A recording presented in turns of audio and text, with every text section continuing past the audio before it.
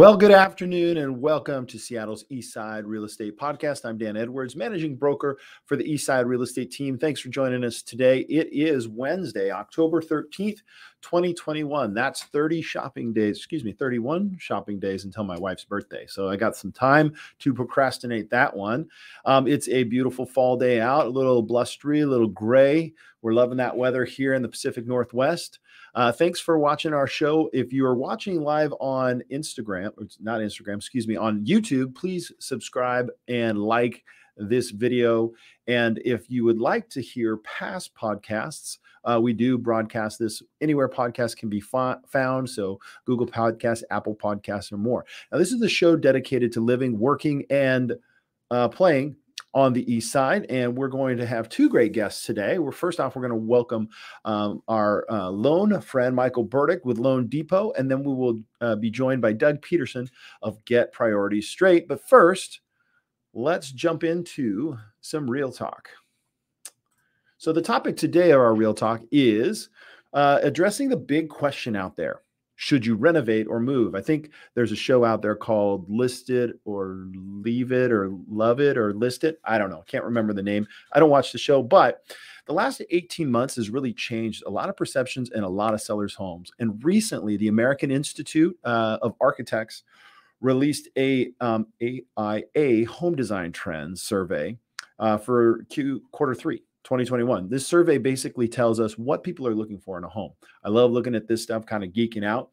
So let me kind of go over some of the things that they found that homeowners are looking for in their home. Well, 70% of respondents actually were looking for more outdoor living space. So that's like the number one most popular item is getting outdoors. Maybe that had to do with being indoors in COVID. 69, so a close second place, said they were looking for a home office. Now, 48% said multiple home offices. So the Zoom room or the he shed or she shed, whatever it is, for those places to get work done, because a lot of us are still working remotely thanks to innovations. Quite honestly, I remember back in the 90s, I was like, telecommuting, that's the best. But of course, nobody really did it until the pandemic hit. So number three, 46% of respondents said they wanted a multifunction flexible space. So that could be a Zoom room that gets converted into a play area. Who knows?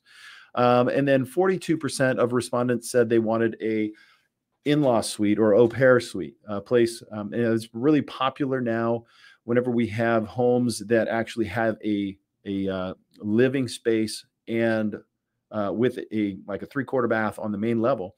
That's really important to a lot of potential home buyers because they want to have either their family come over for a long-term stay or that live-in au pair.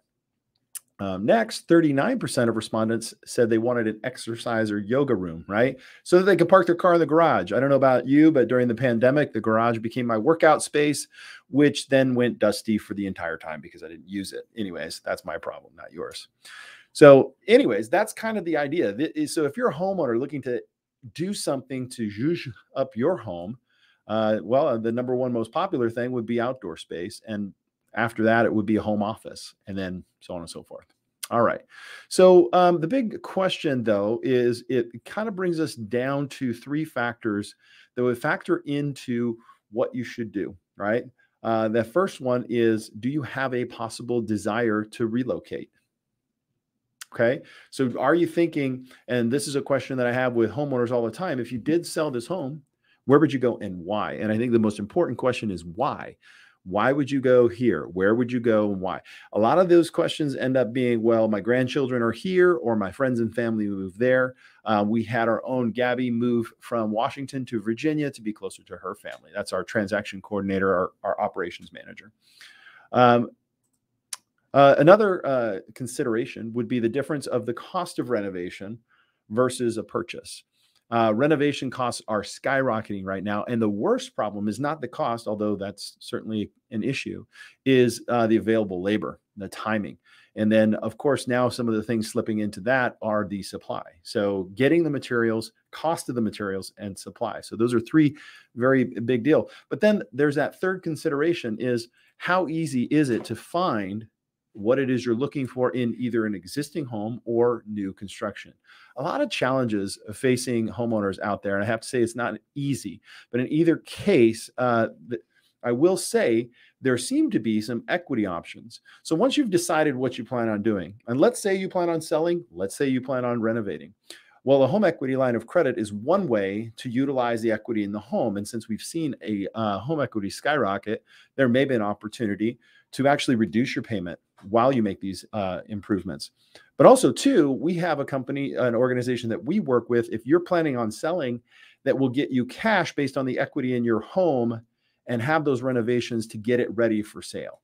So if you have any questions about that program, we are active with that. We have cash. Well, I wouldn't say cash, but let's just call it same as cash. But we have funds available for anybody looking to renovate. Very quick application, not a home equity line of credit, but it is related to the equity in the home. I digress. And we'll talk a little more about that. So one of the big questions is, how much equity do I have? Now, that's where real estate agents come in. But I will tell you, over the last 2 years on the greater East Side, we've seen appreciation in the double digits, between 10 and 20%. So you may be surprised how much equity you have in that home and the type of home that you can afford in the location you may be considering. So we have helped a lot of people move, not only from here to other states, but also East Side, say Wenatchee, Idaho, Arizona, Phoenix, Virginia, Florida. These are all different areas that you may be able to cash out that equity and put it into everything that you're looking for, perhaps in a different location.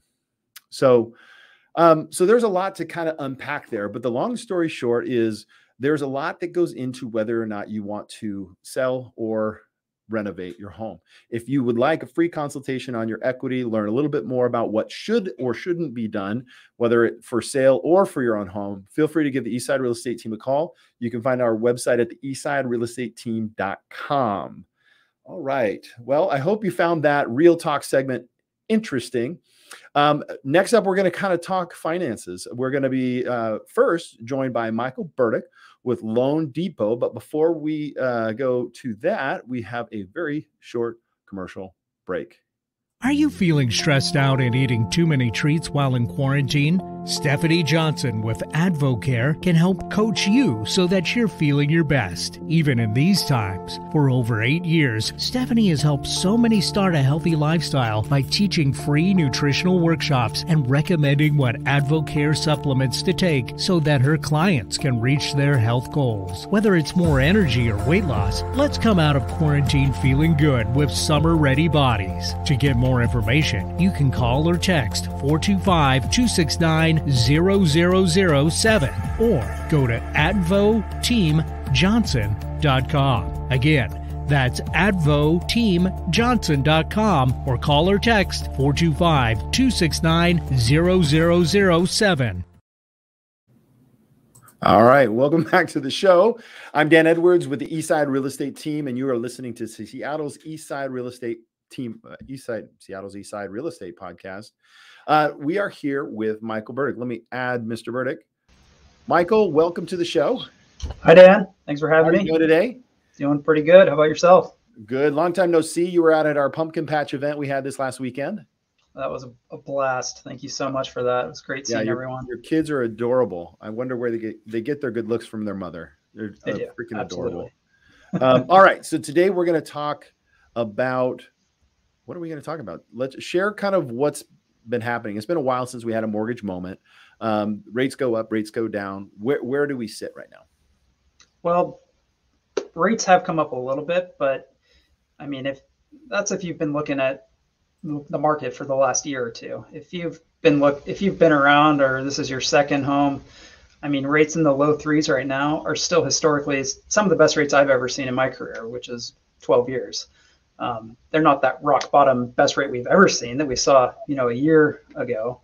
But, with kind of news coming out, it sounds like as things open up, as the pandemic hopefully is leaving us, rates should continue to go up. Interest rates?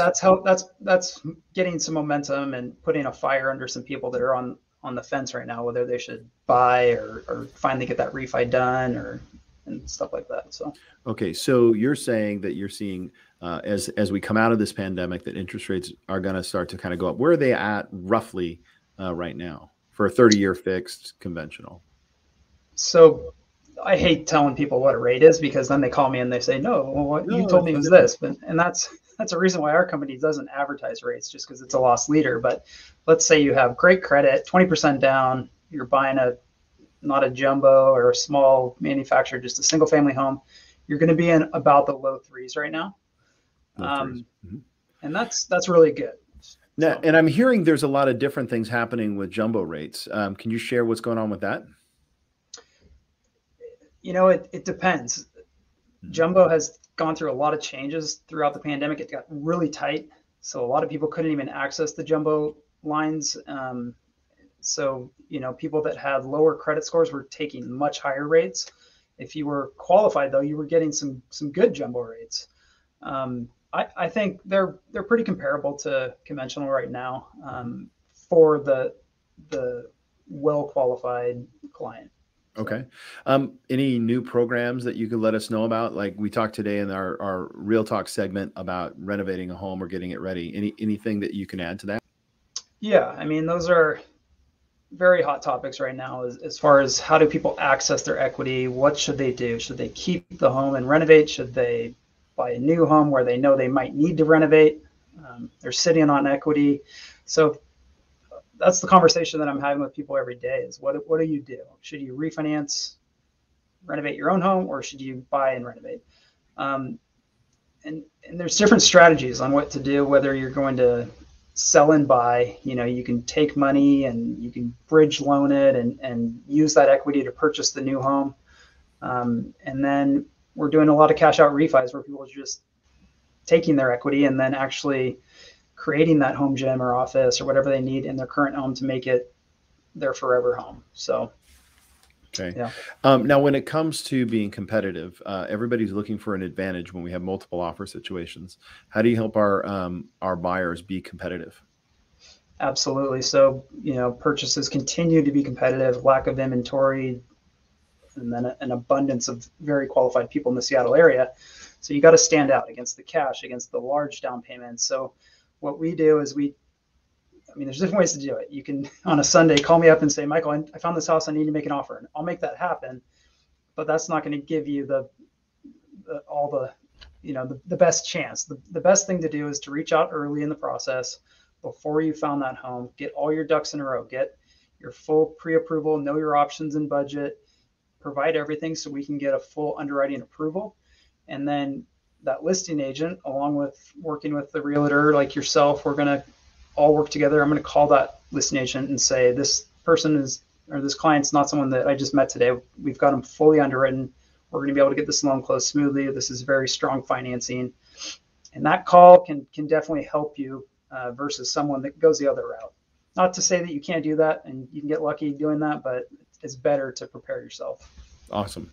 Yeah, I think the preparation is really the key there. And I can't tell you how many people we come across that just haven't. And, I sit on the other side of the aisle with regards to representing sellers. And when we see pre-approval letters and we can see right through whether or not that has really all the heavy lifting or what is it called? Fully underwritten, Yep. And that's important. I mean, I got to tell you, in the mind of sellers, security on these deals is very important. People are throwing a lot of things around, including a lot of money, but they're not a very secure deal. And there's nothing, you never know what could happen in a week, 2 weeks, or a month, or 2 months, whatever it may be. And whether sellers are winning or not, they're still very risk adverse because they have other things to do and other things to worry about, like moving out of their house. So it's good to have somebody like you come in and provide that detail so that the sellers can have confidence. For sure. Cool. Absolutely. I'm sorry. Anything else you want to share? Let's see. Yeah, I think, like I said, people are getting out there and finally saying, well, rates are probably going to go up. Some people are saying, well, our value is going to come down. And even if they don't go down or up, if rates go up, that's going to limit your buying power. That if we have 3.25 now, and if it goes up to 4.25, that's going to change payment by $300 in some cases. So Yeah. I think just this is the time to take advantage of the rates while they're still pretty good. Awesome. Michael, thank you so much for coming on. We appreciate your input. How do people get a hold of you? Michael Burdick. I've worked at Loan Depot for 7 years. I'm in downtown Bellevue. Google Michael Burdick Bellevue, Loan Depot. Thank you. There you go. All right. Thanks for joining us. All right. Next up, after this short break, we're going to bring on Doug Peterson talking about getting your priorities straight. So we'll come back after this short commercial break. Is your company planning a new office and you're wondering who can help you with the transition? Sean Tornquist with Seattle Modern Office helps local companies plan their new office, buy and install furniture, and even relocate existing furniture and equipment. Furniture planning and consultation is a free service at Seattle Modern Office. Sean will walk you through all the complicated steps of executing a major office transition and find you the best product solutions for office furniture to outfit the new space. He guarantees your vision for form and function at your new office can be achieved within your budget. To learn more, call Sean at Seattle Modern Office. Reach him by telephone at 425-761-9473 or online at www.seattlemo.com. Again, that is 425-761-9473 or seattlemo.com. Awesome. Welcome back to the show. I'm Dan Edwards. You are watching Seattle's Eastside Real Estate Teams podcast, and we are now here. Oh, let's add him to the show. Doug, hey, welcome to the show. Oh, it's great to be here. Well, so glad that you could make it. It's been a little while. We had kind of a busy summer and weren't able to get you booked on because you're high flying. You're like in demand. I know it's actually more my fault because I was actually all over the place. But let me tell you a little bit about Doug. He's got 20 plus years of helping people align their goals and visions, both personally and professionally. He founded Get Priorities Straight in 2018 to provide a program that helps individuals maximize their personal income and improve their ability to invest. Having founded and run over 8 businesses in his career, Doug has perfected a system that works regardless of industry, marital status too, I suppose, or income. He's currently working with Amazon managers, wealth managers, real estate professionals, attorneys, and technology professionals.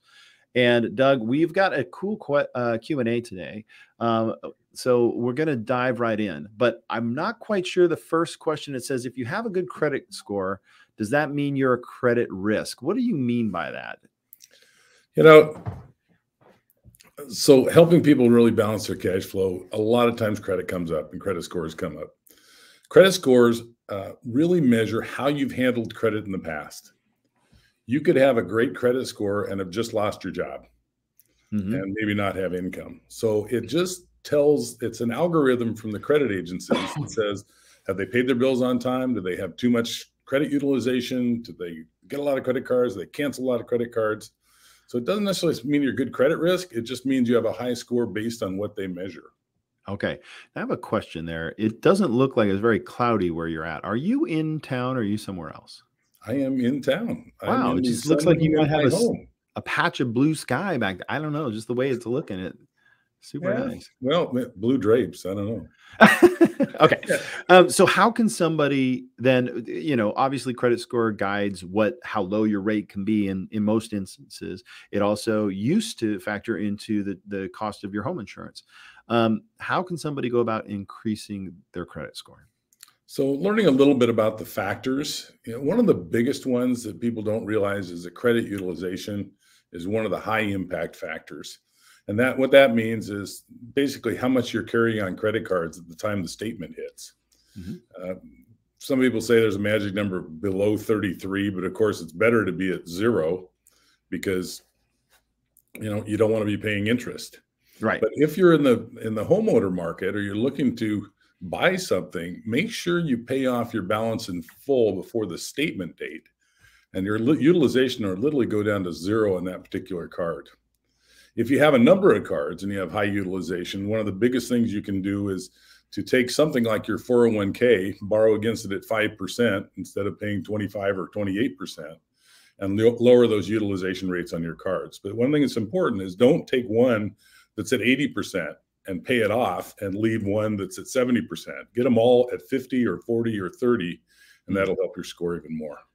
And that's, from what I've heard, that is the biggest impact, is keeping a balance below the 30%. Obviously, the lower the better, right? Yep. Absolutely. What about, well, canceling credit cards? Is that a good plan? Well, some of this has to do with timing as well. So one of the other big factors on your credit score is how long you've had credit. So if you cancel 3 old cards that you've had 10 or 15 years and keep the new one you got last month, that's really going to affect your credit score. Oh, but really?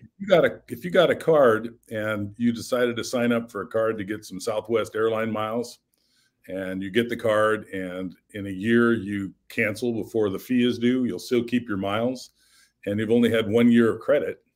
So it'll even actually boost your credit score a little more. So there's just it's one of those it depends answers. Okay. But typically, if you cancel a card, it may drop a couple of points and then pop right back up. So it's not a big deal at all. People think it's terrible. That leads me to the next question: is canceling cards, how does that affect the credit? And you're saying it depends. It's a depends kind of thing. Yeah. So again, the biggest thing on canceling cards, and I know I jumped around a little bit because everything's interrelated. Sure. Is how long you've had the credit with the company. But just canceling a card that you got recently is not a big deal at all. And generally, canceling a card isn't a big deal at all either. But you know this from selling real estate.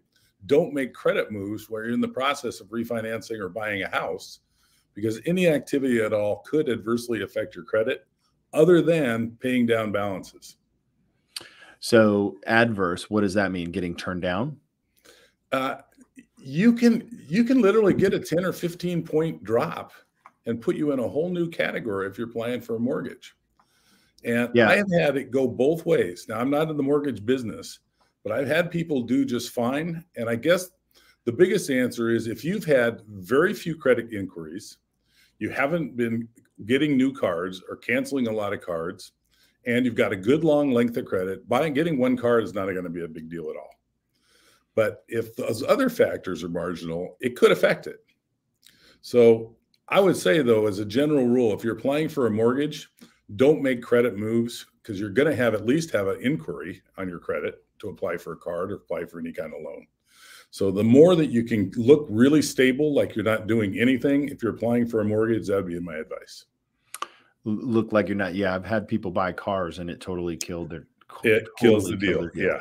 Because not only now are they doing a credit score, but they're actually blowing up their ratio, their debt to income ratio. So it's best that in those 30 days between getting an offer accepted and closing on the deal that you don't buy anything on credit.